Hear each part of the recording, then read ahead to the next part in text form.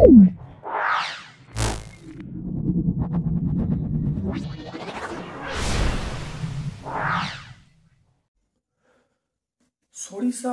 High school, তাহলে 11 নম্বর school সেটা হলো সরিষা হাই স্কুল। সম্পূর্ণ সলভ করব। ক্লাস 9-এর সকল ছাত্রছাত্রীদের বলছি ভিডিওটা প্রথম থেকে শেষ পর্যন্ত দেখবে। আশা করি আমার ভিডিও থেকে তোমরা দারুণভাবে উপকৃত হবে এবং পরীক্ষায় অত্যাধিক ভালো মার্কস পাবে। চলে আসছি সরিষা হাই স্কুলে। বিভিন্ন প্রশ্ন আছে, group A, group B, group A, group B, group C এবং গ্রুপ ডি, বিভিন্ন পার্ট আছে, ভালো করে দেখে নাও। প্রথম দেখো প্রশ্ন আছে, ভালো করে দেখে নাও। সেটা হলো, কোনো স্থানে হঠাৎ বায়ুর চাপ কমে গেলে আবহাওয়ার কি পরিবর্তন, কোনো স্থানে বায়ুর চাপ কমে গেলে আবহাওয়ার পরিবর্তন কীরূপ হবে সেটা দেখে নাও। এখানে বিভিন্ন অপশান দেওয়া আছে। বায়ুর চাপ কমে গেলে অপশানে ঝড়ের সম্ভাবনা। তারপর দেখো, বৃষ্টির ফোঁটা গোলাকার হয় যে ধর্মের জন্য, বৃষ্টির ফোঁটা গোলাকার হয় সেটা পৃষ্ঠটান ধর্মের জন্য। তারপর 3 নম্বর প্রশ্ন থাকবে অ্যাভোগাড্রোর সংখ্যার মান। অ্যাভোগাড্রোর সংখ্যার মান হলো, সেটা হলো 6 অপশান সি 6.022 × 10⁻23T। তারপর দেখো 1 মোল CO2 এনটিভিতে আয়তন কত। 1 মোল CO2 এনটিভিতে আয়তন হলো, আমরা বলবো সেটা 22.4 লিটার। দাব্যতার একক হলো কোনো নেই, এককবিহীন রাশি, অপশান ডি। তারপর দেখো, যে ধাতুটি HCl থেকে হাইড্রোজেনকে মুক্ত করতে পারে না সে ধাতুটির নাম অবশ্যই আমরা বলবো সিউ, কপার বলবো। তারপর দেখো, লিটমাসের অ্যাসিড দ্রবণ, তাই লিটমাসের অ্যাসিড দ্রবণের বর্ণ কী হবে? লিটমাসে অ্যাসিড দ্রবণের বর্ণ আমরা কি বলবো? সেটা লাল হবে। লিটমাসে অ্যাসিড দ্রবণের বর্ণ আমরা লাল বলবো। শক্তি হলো অপশান বি হবে, কাজ করার সামর্থ্যকে আমরা শক্তি বলবো। তারপর দেখো চলে আসছি গ্রুপ বি এর প্রশ্ন। 1 মোল NO2, 1 মোল NO2 মানে কত গ্রাম NO2? এটা 46 গ্রাম। এটা কত বলবো? 46। 1 মোল NO2 মানে 46 গ্রাম NO2। 1 মোল NH4 হাইড্রোজেন পরমাণুর সংখ্যা কত? তাহলে 1 মোল CH4 এ হাইড্রোজেন পরমাণুর সংখ্যা কত? মনে রাখতে হবে, আমরা যদি 1 মোলে যদি বলি, তাহলে 1 মোল যদি বলি তাহলে হলো আমরা বলবো 6.022 × 10⁻23। এবার এখানে হাইড্রোজেন CH4 হাইড্রোজেন 4টে আছে, তাহলে আমরা কি করব? 4 দিয়ে গুণ করব। তাহলে কত হবে? 4 × 6.022 × 10⁻23। এটা করলে যেটা আসবে, অবশ্যই তোমরা দেখো আসবে 24.088 × 10⁻23। তাহলে এই উত্তরটা আসবে। তাহলে 1 মোলে থাকবে 6.022 × 10⁻23, আর 4টে হাইড্রোজেন পরমাণুতে 4 দিয়ে গুণ করেছি, গুণ করলে এটা উত্তর এসে গেছে। তারপর দেখো, ইস্পাত এবং রবারের মধ্যে কোনটা বেশি স্থিতিস্থাপক? আমরা অবশ্যই এখানে ইস্পাত বলবো, এটা অনেকবার হয়েছে। তারপর 3 নম্বর দেখো, বার্নৌলির নীতি কোন রাশির সংরক্ষণের উপর প্রতিষ্ঠিত? বার্নৌলির নীতি, এটা শক্তি, এটা আমরা বলবো শক্তি। বল, তারপর দেখো চাপ এবং ঘাতের সম্পর্ক কি? ঘাত সমান চাপ ইন্টু ক্ষেত্রফল। তাহলে ঘাত সমান আমরা বলবো চাপ ইন্টু ক্ষেত্রফল। তাহলে ঘাত সমান আমরা বলবো চাপ ইন্টু ক্ষেত্রফল। উষ্ণতা বৃদ্ধিতে দাব্যতা হ্রাস পায়, উষ্ণতা বৃদ্ধিতে দাব্যতা হ্রাস পায়, এটা আমরা বলবো সেটা পটাশিয়াম নাইট্রেট KNO3। উষ্ণতা বৃদ্ধিতে দাব্যতা হ্রাস পায় পটাশিয়াম নাইট্রেট KNO3 আমরা বলবো।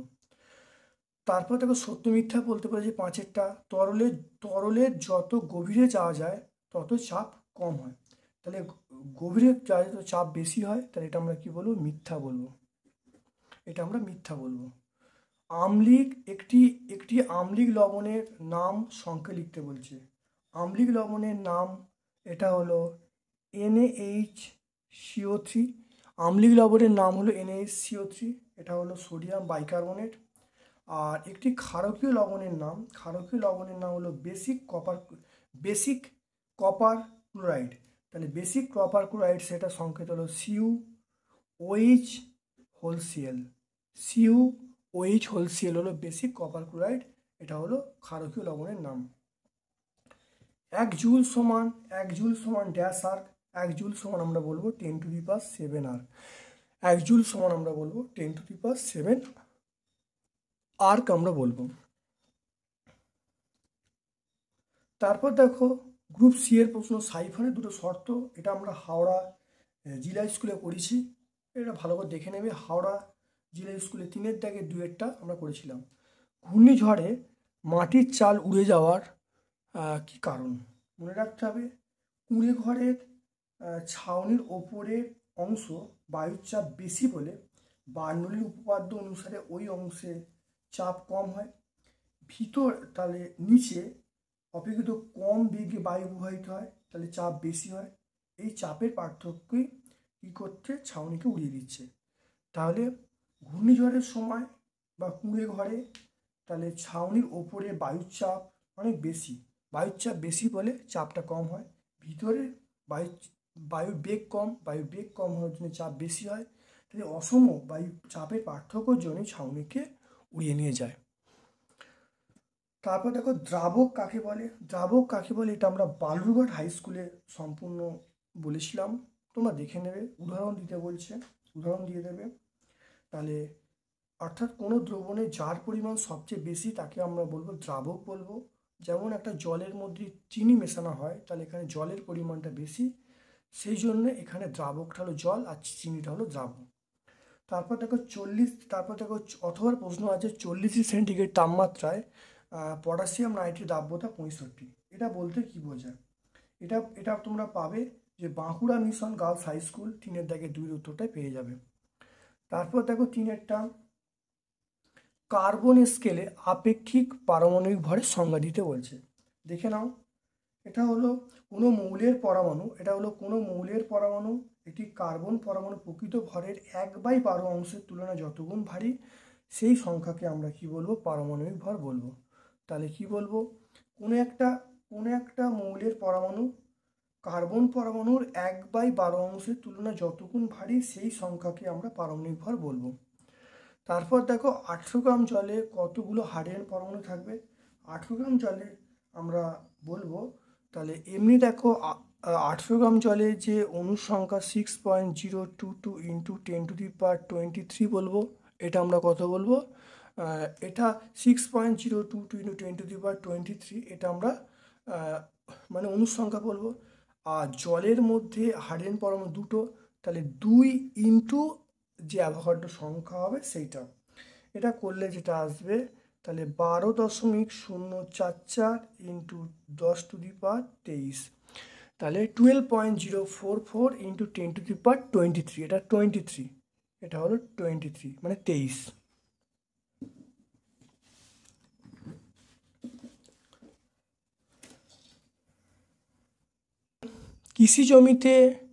কৃষি জমিতে মাঝে মাঝে চুন প্রয়োগ করা হয় কেন? মনে রাখতে হবে, মাটির পিএইচ 7-এর কাছাকাছি থাকলে উদ্ভিদের বৃদ্ধি সর্বাধিক হয়। মাটির পিএইচ যদি 7-এর কাছাকাছি থাকে, উদ্ভিদের বৃদ্ধি সর্বাধিক হয়। কোনো কারণে মাটির অম্লত্ব যদি বৃদ্ধি পায়, তাহলে উদ্ভিদের বৃদ্ধি সেটা ব্যাহত হয়। অর্থাৎ মাটির অম্লত্ব যদি মানে 4-এর কম হয়ে যায়, অর্থাৎ পিএইচের মান 4-এর কম হয়ে যায়, সেক্ষেত্রে আমরা পোড়াচুন বা পলিচুন এগুলো আমরা মানে ব্যবহার করে সেটা পিএইচের মানটা কিন্তু বাড়ানো হয় বা চাষের উপযোগী করা হয়। তাহলে ব্যাপারটা বোঝা গেল।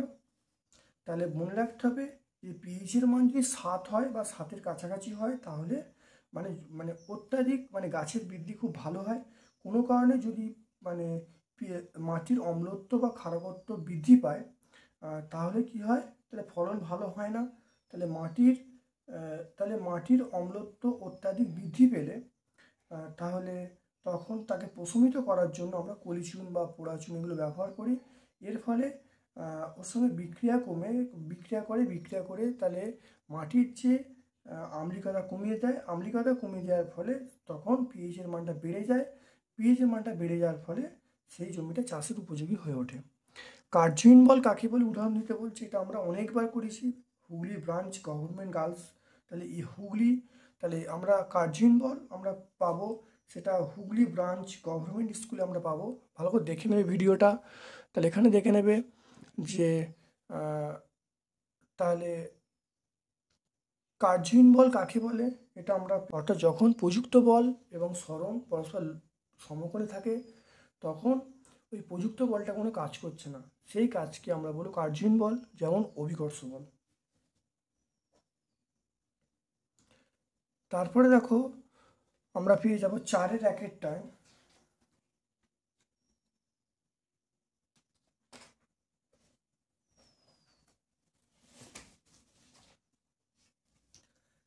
র্যাকেটটায় দেখো 5.6 গ্রাম অ্যামোনিয়া গ্যাসে অণুর সংখ্যা কত দেখতে বলেছে। এসটিপিতে 22.4 লিটার, এসটিপিতে 22.4 লিটার অ্যামোনিয়া গ্যাসে 22.4 লিটার অ্যামোনিয়া গ্যাসে অণুর সংখ্যা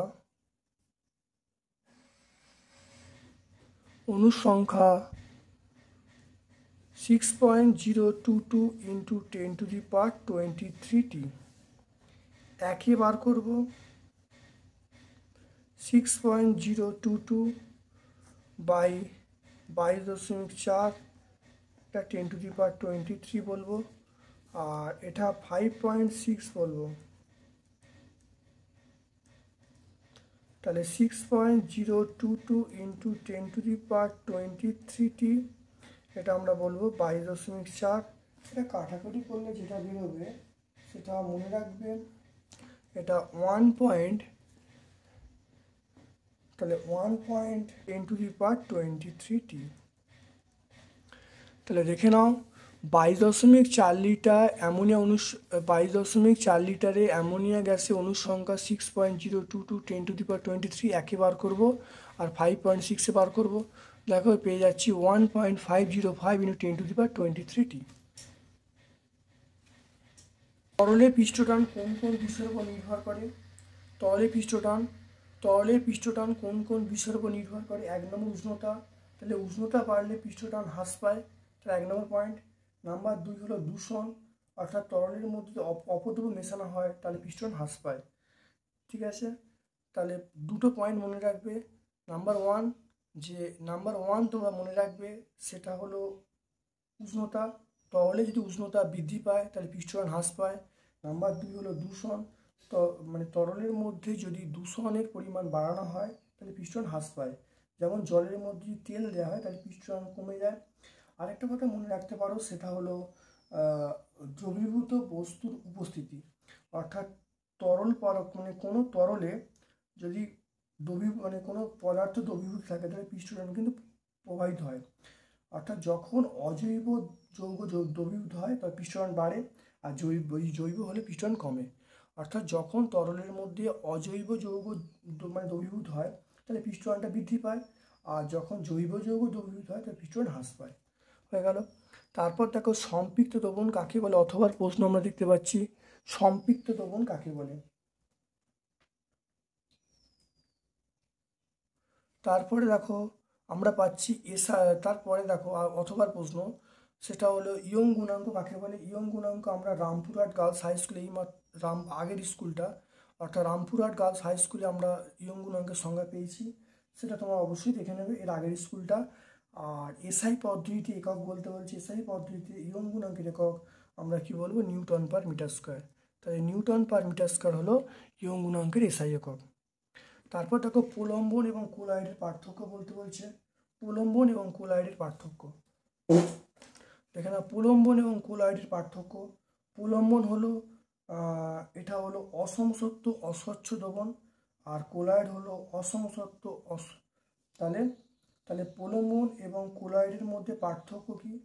তাহলে প্রলম্বন যখন হবে তখন কণার ব্যাস 10⁻⁵ এর বেশি হবে, আর কোলয়েড যখন হবে 10⁻⁵ থেকে 10⁻⁷ সেন্টিমিটারের মধ্যে হবে।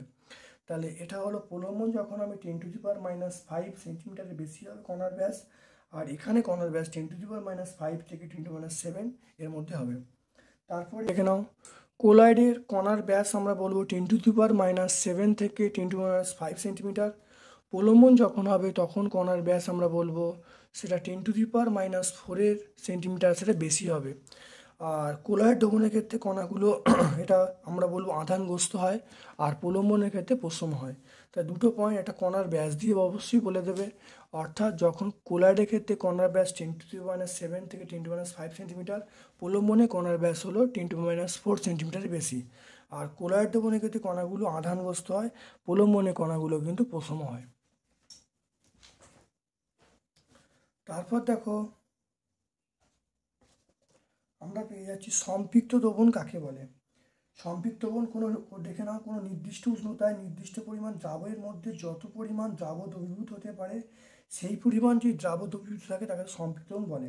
কোনো নির্দিষ্ট উষ্ণতায় কোনো নির্দিষ্ট পরিমাণ দ্রাবকের মধ্যে যত পরিমাণ দ্রাবক দ্রবীভূত থাকা দরকার যদি সেই পরিমাণ দ্রাবক দ্রবীভূত থাকে তাহলে সেই দ্রবণকে আমরা বলবো সম্পৃক্ত দ্রবণ বলবো।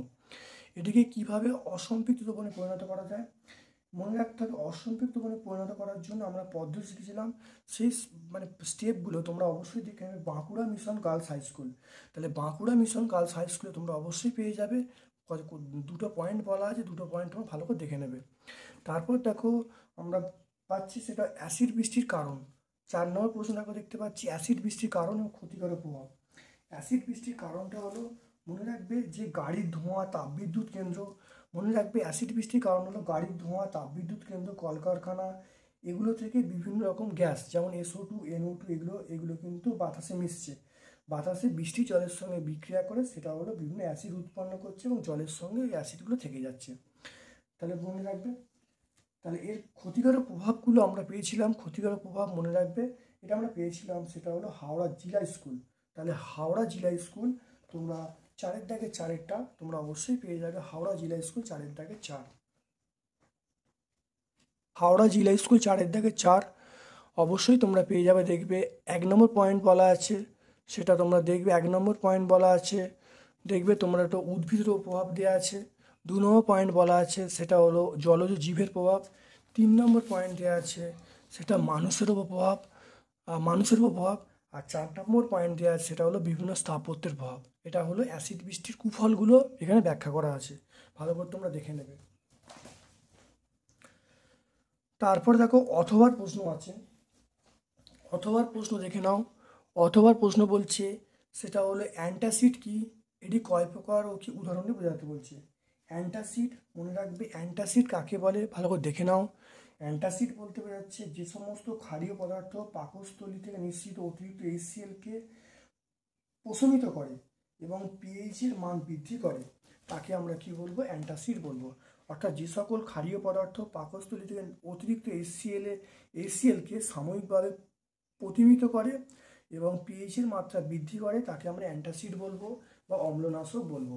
অ্যান্টাসিড আমরা দু রকম বলবো, একটা হলো সিস্টেমেটিক অ্যান্টাসিড আর একটা হলো নন সিস্টেমেটিক অ্যান্টাসিড। তাহলে সোডিয়াম বাইকার্বনেট আর নন সিস্টেমেটিক অ্যান্টাসিড হলো ম্যাগনেসিয়াম হাইড্রোক্সাইড। তাহলে অ্যান্টাসিড কাকে বলা হলো, তাহলে অ্যান্টাসিড কাকে বলে, অ্যান্টাসিড কয় প্রকার কী কী উদাহরণ নিয়ে প্রথম হলো সিস্টেমেটিকের উদাহরণ হলো সোডিয়াম বাইকার্বনেট আর নন সিস্টেমেটিক উদাহরণ হলো সেটা ম্যাগনেসিয়াম হাইড্রোক্সাইড। তারপরে দেখে নাও যে কোনো যন্ত্রে 500 কেজি ভরের একটি বস্তুকে 10 মিটার ওপরে তুলতে 0.5 মিনিট সময় লাগে। যন্ত্রটি দ্বারা কৃতকার্যের পরিমাণ এবং ক্ষমতার মান নির্ণয় করতে বলছে। খুব ভালো করে দেখে নাও, এরকম অঙ্ক আমরা অবশ্যই যে প্লেলিস্ট ছিল কার্যশক্তি ক্ষমতার প্লেলিস্ট আছে, সেই প্লেলিস্টে আমরা অবশ্যই পেয়েছিলাম, সেখানে সলভ করা আছে। তবুও দেখো অঙ্কটা সলভ করে দিচ্ছি। এখানে দেখো এম এর মান বলা আছে, 5 কেজি। এইচ এর মান মানে বলা আছে 10 মিটার। আর টি এর মান বলা আছে 0.5 মিনিট। 0.5 মিনিট মানে 0.5 × 60 সেকেন্ড। তাহলে এটা আমরা কত বলবো, তাহলে এটা বলবো 30 সেকেন্ড আমরা বলবো 30 সেকেন্ড। তাহলে আমরা জানি W সমান mgh। তাহলে এম এর মান 5, জি এর মান আমরা পাবো সেটা 9.8 আর এইচ এর মান আমরা পাচ্ছি 10। এটা করলে আমরা পাবো 4900 জুল, আমরা পাবো 4900 জুল। আর ক্ষমতা পি সমান আমরা বলবো W/T বলবো।